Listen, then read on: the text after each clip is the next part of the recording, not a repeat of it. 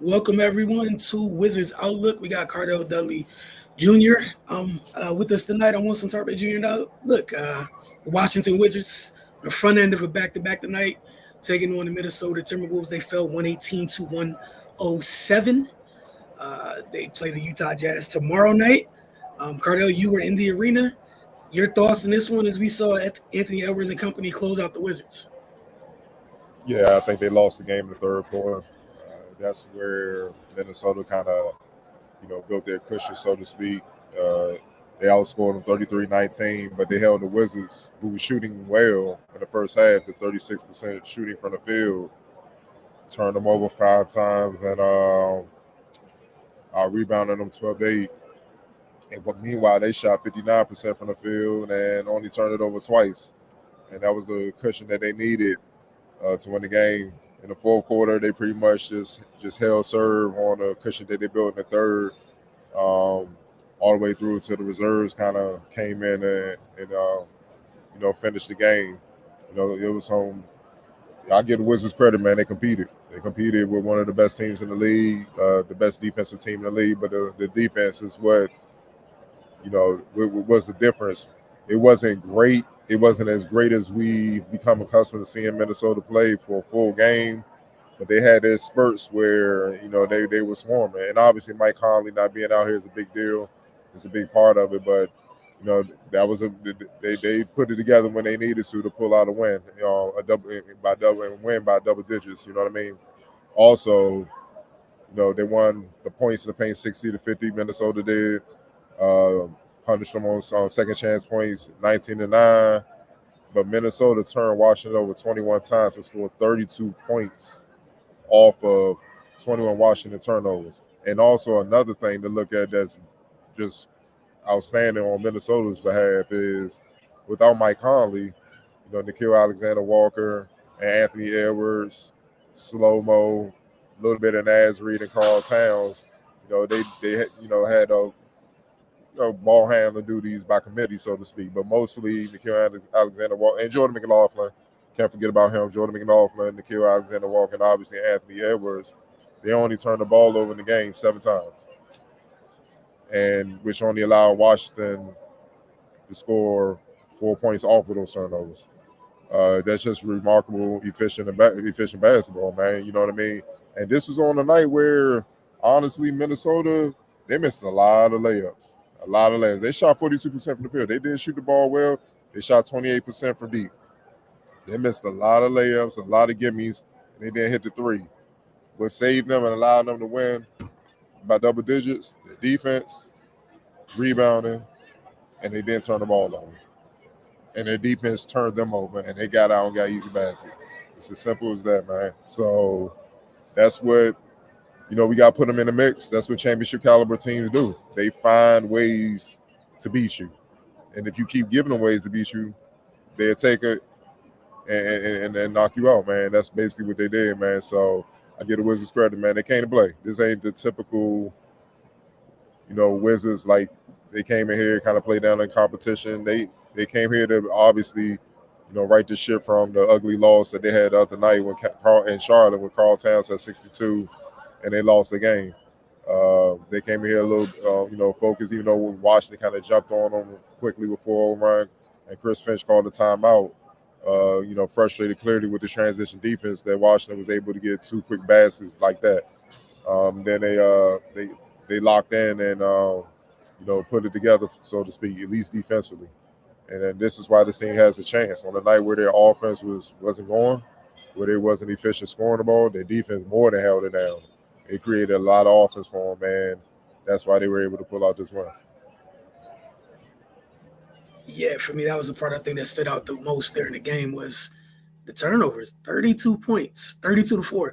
Like that margin was huge. And as you mentioned, you talk about the amount of bunnies they missed this game. That's why the margin of victory wasn't higher. 32-4 is nuts. And again, without your veteran point guard who does a great job, but his role of setting the table for this team, controlling the tempo, whatnot, is huge for them. I'm sure there was some Coach Finch wasn't happy with tonight, but I'm sure that's one of the things he had to be proud of was how well they did that was a mature fashion how they took care of the ball tonight. Versus what versus coming off the, I'm sure people heard about the immature comments after how they handled the second half of Charlotte. It was a good response, and like you said, it's one of the best teams in the league. If I'm sure they see themselves as a title contender. It's the type of response you need to have. As for Washington, I thought they got a hell of a game from Denny Avdia, and Marvin Bagley continues to produce. Gaff was solid in this game as well, got in foul trouble. That's a huge front line. All right. There's a lot going on to fight with and deal with. And Marvin Bagley, just a job. I think one of the things we talk about on the broadcast, and it's something, you've seen clearly already, and to see up close, is he does such a good job on offensive glass, just picking his wedging into creating his little spots to attack the glass. And then that second jump is crazy, but that's a huge front line he did that against tonight. They got size on size on size. Really impressed with him tonight. But like you said, you have to be happy with them the way they competed. That's something that hasn't been a given this year on a nightly basis. Like that's something, we talk to y'all quite a bit. It's not something that's a given. So the only thing that really sucks for them is they checked a lot of boxes. They really competed even on the glass. They won on the glass 49-48. But you talk about Minnesota's defense. 32 points off turnovers is crazy. And those stretches where they were keyed in, where it was beautiful to watch. Yeah, you can't forget about Kuz, man. He finished with a near triple-double. He had his hands full dealing with Jalen McDaniels and matching over Karl Anthony Towns. He finished with 17 points, 14 rebounds, and 8 assists. The only negative you can pretty much say is that he had 5 turnovers. But for him to put up those numbers against what he had to deal with, it was tough.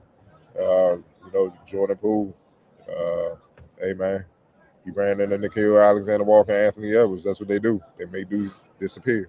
He shot 2 of 11. Tyus Jones 2 of 7. They shut that backcourt down. You know what I mean? And Jordan Poole had 4 turnovers. It was hard and with that being said, I like how Washington adjusted. They always saying Wes Unseld don't adjust. He understood the type of backcourt, the defensive pressure the Wolves backcourt could bring, especially with considering that size. Anthony Edwards, Nickeil Alexander-Walker, that's 6'5".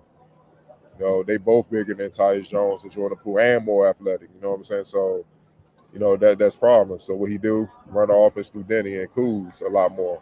And it paid off. You know what I mean? That's 14 assists between just those two. That's more than that's pretty much half of their assists.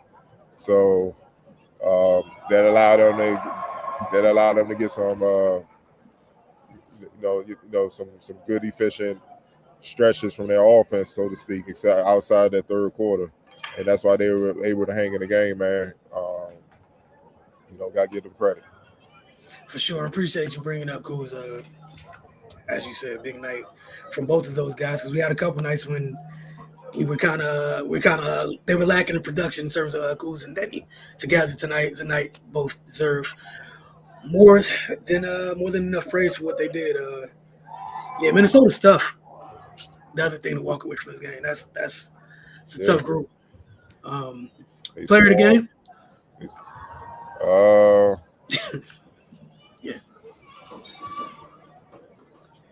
I mean, player of the game. That would I give it to Edwards because he closed. He closed. He didn't have the best game shooting wise, but his defense was there. As I just read off the numbers of his counterpart, Jordan Poole, he more than held up on defense on the defensive end. So, that's what I'm talking about. Why you got hold up on the defensive end, man? You got to be able to hold up. Because on nights when you can't score, you can't allow your opponent to go crazy as well. So he didn't shoot the ball well. He still found ways to get to the free throw line, finish from time to time. Finish with 38 points. And you hold Jordan Poole to, what do you have? You hold Jordan Poole to 7 points. Hey man, that plus minus still looking good. So his impact was that much greater because of what he brought defensively.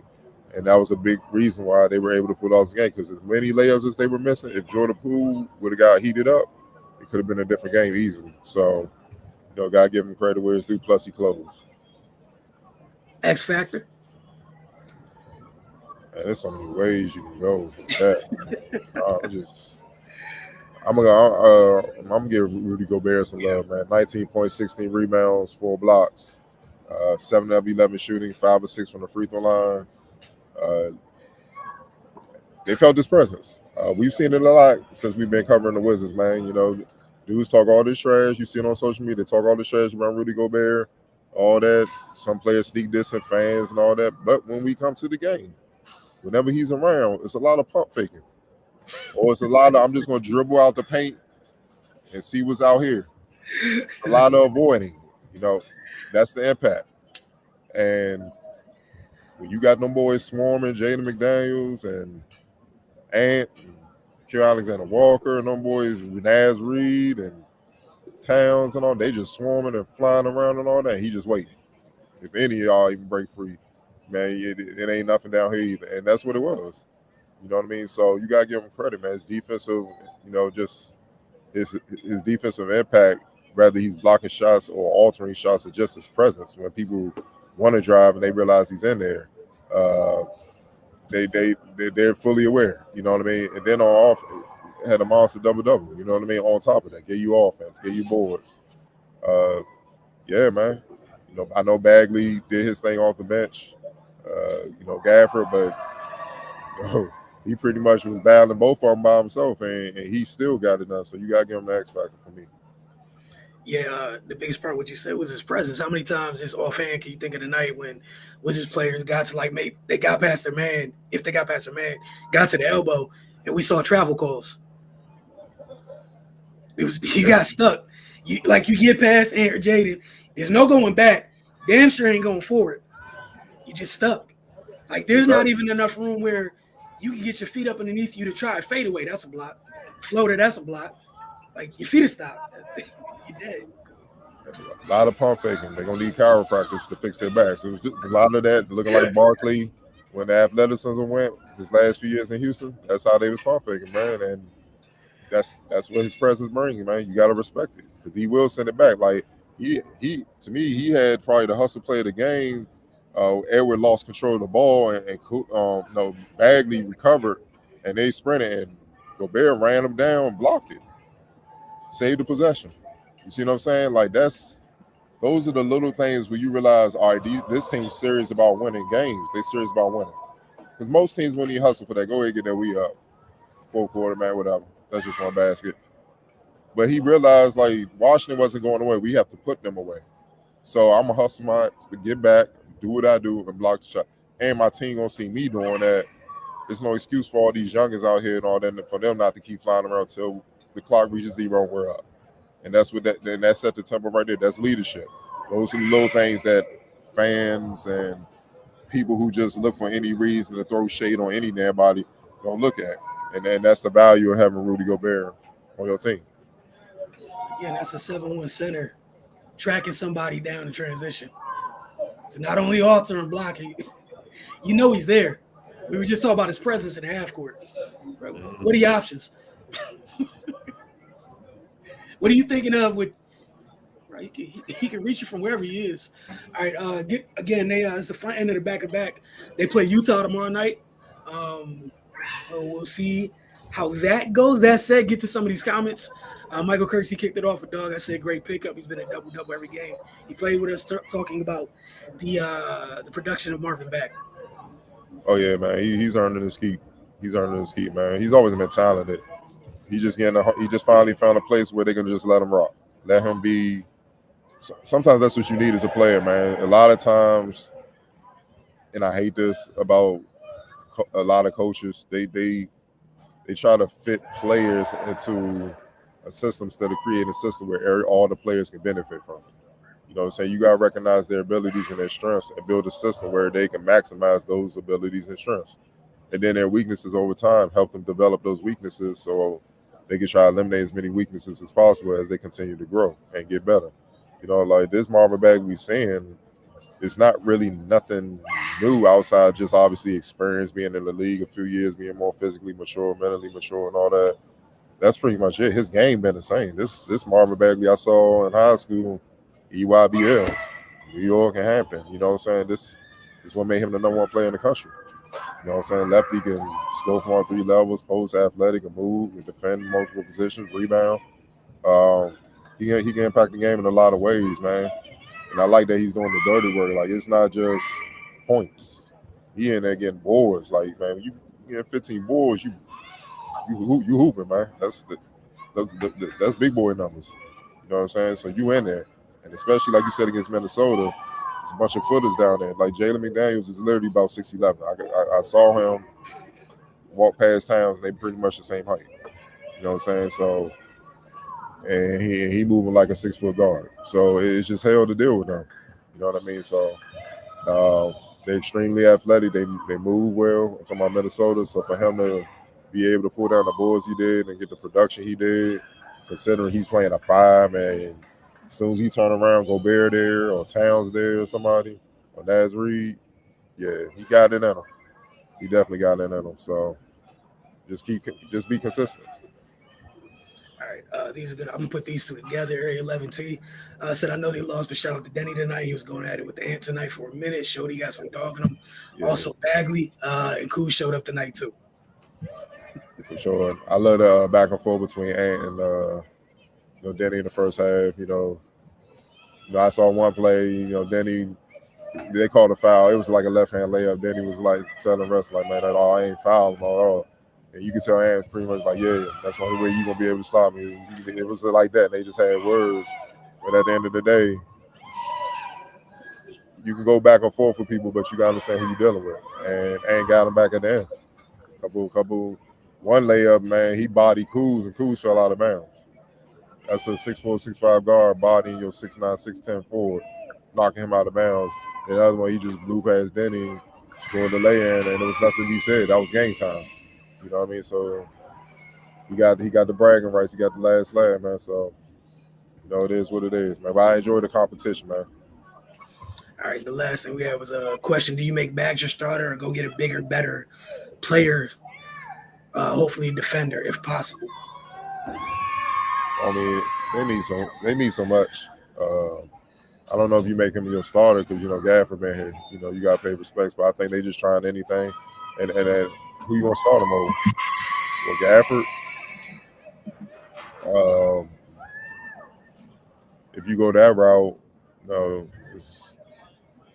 they meant, going to ruffle some feathers. Let's just call it what it is. It is, because Gafford hasn't played bad to be demoted. So then who else you going to tell him? Kuz? You ain't going to put him in front of Kuz. He may have, or Denny. So I think the role he has, just kind of being another 6-man type for right now, is perfect. Because who knows what's going to happen in the trade deadline where he may be forced to movement today. We don't know what's coming down the pipeline. We just don't know all that. But he's definitely earning his keep moving forward in the future, man. Somebody you should expect to, in my eyes, you should expect to see in the Wizards uniform, not just the rest of this season, but beyond. Because he's hooping. Yeah, my little 2 cents to add on, like you said, we don't know what's going to happen in a few weeks. So, that might work itself out through transactions. But as of right now, it's a good problem. You went from having little to no depth at that position to now you have 2 players consistently. You have since Bag's been there and Gaff's gotten healthy, you can always have one of them on the floor, which is something you didn't have before the trade. So that's a big positive. Like you said, leave him in his current role and keep him moving. That's it. Both of them are producing. It's not broke, don't fix it. And if it ends up being this year that, he ends up starting after the trade deadline, so be it. But as you said, Cardell, going forward, it's a good problem to know how he's fit in this season, knowing that you didn't have a planned role for him. Like, he just got here and he's hitting the floor running like this. That he's at least put himself in the front office's thoughts going forward. And that's you got to give him credit for that, right? Like, sure. Came in, still learning the plays, what have you. And he's being stupid, consistent, and productive. And consistent is something we've been searching for this season for a lot of these folks. He's been dumb consistent since he's gotten here. Yeah, and he because of what he's bringing, he checks off some of the boxes that you no longer have to look for moving forward. Maybe in the draft that you looking for, free agency, was pre-draft season a couple months away. Summer league and all that. You got size, you got athleticism, you got skill, you got versatility and consistency in one player. So all right, we may not need to look at the front cut, so to speak. Let's show up our backcourt a little bit better, and then we in business. Now, if you get somebody with size or whatnot, obviously with their record, they're gonna be in the lottery. So let's say they get the number one pick. You might want to go with size, go with SAR or some one of the big kids or whatever. That's fine. But he does give you depth because I don't know if people been paying attention. Been saying it for a few years now. The league is getting bigger very quickly. So if you don't have any bigs, and I mean very big, like you can have a 6'10", 6'11" center and still be small. So if you don't, because it's not enough to just be tall. You have to have some girth, some strength, some muscle to bang with these big guys. So you're going to need some bigs, or you won't have much chance on either side, Western Conference or Eastern Conference, to do much damage because you're going to have to go through a monster inside to try to make a run. If you even get that good to try to make a run to the championship, it's just no getting around. In the East, you have to deal with Embiid, Giannis, you got to deal with Randall up there, you got to deal with Bam and all these guys. You got to deal with the boys up in Cleveland, them Towers, and when they healthy. Then obviously, our West, just saw Minnesota, the defending champs Jokic, deal with Anthony Davis. I forgot about Boston with Kristaps Porzingis and Al Horford. How could I? My fault. I'm just Wembanyama as he continues to grow. Look, man, you're gonna need size, bro. All this 3-point happy stuff that y'all hope y'all enjoyed it. It's about to turn back. And like you said, the key thing is flexibility. You don't have to whatever. Like maybe if we don't know, maybe before the trade they were looking in where like your priorities might have been front court no matter what. Mm-hmm. And now open some things up, range of possibilities. I don't care what the sport is. You never want to go in anything where it's like I have to have this, unless other things are already checked. That's not what this is. So you want to open the options of flexibility as much as you can. Want to thank you guys for tuning in tonight. Thank you guys for watching tonight's game. We'll catch y'all tomorrow night as Washington takes on the Utah Jazz.